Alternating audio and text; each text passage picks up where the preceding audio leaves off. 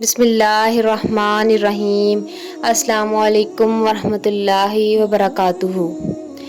آج کی اس ویڈیو میں ہم 3 اہم احادیث کا مطالعہ کریں گے جن میں گھر والوں پر خرچ کرنے کی فضیلت، نیت کی اہمیت اور حکومتی خیرخواہی کا درس دیا گیا ہے۔ ان احادیث سے ہمیں نہ صرف دنیاوی زندگی میں رہنمائی ملتی ہے بلکہ آخرت میں کامیابی کے لیے بھی واضح راستے فراہم کیے گئے ہیں۔ صحابہ کرام کہتے ہیں کہ انہوں نے حضرت محمد صلی اللہ علیہ وآلہ وسلم سے کہ آپ نے فرمایا، جب آدمی ثواب کی نیت سے اپنے اہل و عیال پر خرچ کرے بس وہ بھی اس کے لیے صدقہ ہے، یعنی کہ صدقہ جاریہ ہے۔ حضرت محمد صلی اللہ علیہ وآلہ وسلم نے اپنے فرامین میں اہل و عیال پر خرچ کرنے کی فضیلت کو بہت اہمیت دی ہے۔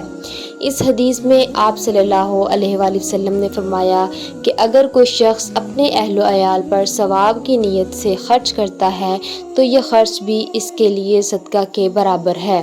اس سے واضح ہوتا ہے کہ اسلام میں اپنے خاندان کی کفالت اور ضروریات پوری کرنے کو نہ صرف دینی فریضہ سمجھا گیا ہے بلکہ اس میں بھی اجر و ثواب کی بات کی گئی ہے۔ حضرت محمد صلی اللہ علیہ وآلہ وسلم نے فرمایا، بے شک تو جو کچھ خرچ کرے اور اس سے تیری نیت اللہ کی رضا حاصل کرنی ہو تو تجھ کو اس کا ثواب ملے گا، یہاں تک کہ اس پر بھی جو تو اپنی بیوی کے منہ میں ڈالے۔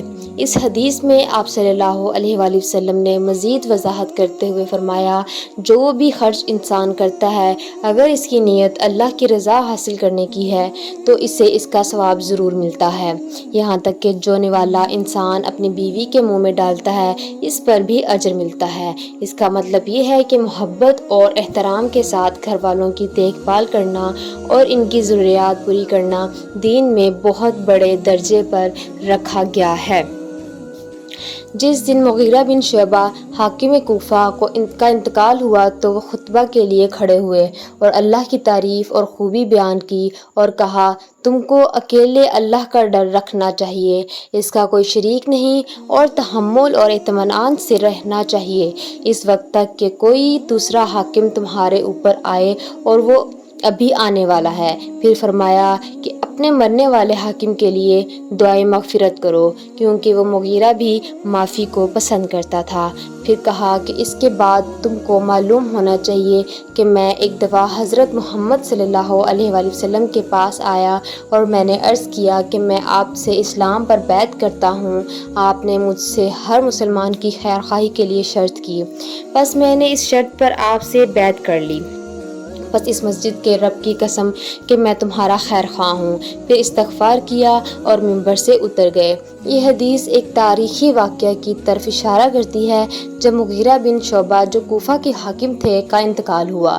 اس وقت حضرت مغیرہ نے لوگوں کو تحمل، اطمینان اور اللہ کی وحدانیت کی یاد دہانی کرائی۔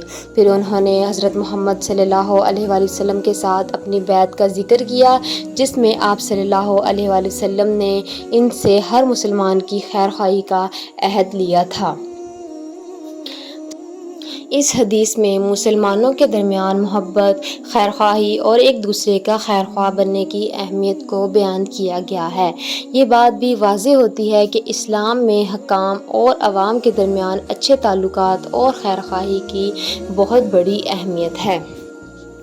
یہ احادیث ہمیں یاد دلاتی ہیں کہ دین اسلام میں صرف نماز اور روزہ ہی نہیں بلکہ ہر عمل اگر صحیح نیت کے ساتھ ہو تو وہ بھی عبادت کا درجہ رکھتا ہے۔ ہمیں اپنے ارد گرد کے لوگوں کے ساتھ خیر خواہی اور محبت سے پیش آنا چاہیے اور ہر نیک عمل میں اللہ کی رضا کو مد نظر رکھنا چاہیے۔